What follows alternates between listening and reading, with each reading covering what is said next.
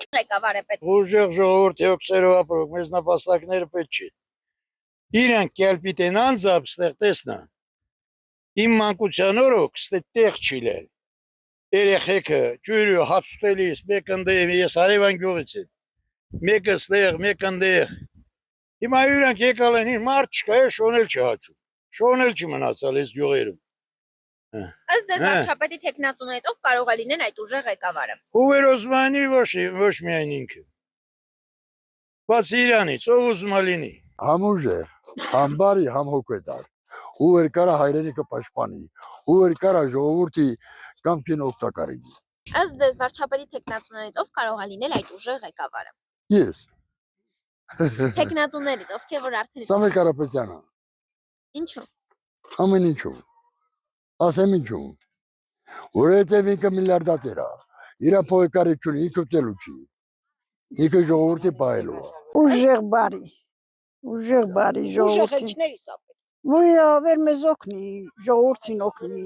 հոգ տանի ժողովրդի համար։ Ըստ ձեզ վարչապետի թեկնածուներից ով կարող է լինել այդ ուժեղ ղեկավարը։ Սամվել Կարապետյանը։ Չեմ օգտատար։ Ժողովրդի օգսերով ապրող։ Որ նա բարի լինի, նա մտածի ժողովրդի համար, կրթության համար, գյուղատնտեսության համար։ Որ անվտանգությունը ապահովի, ժողովրդի հանդեպ հոգատար լինի, աշխատելու տեղ լինի, մարդիկ զբաղվեն,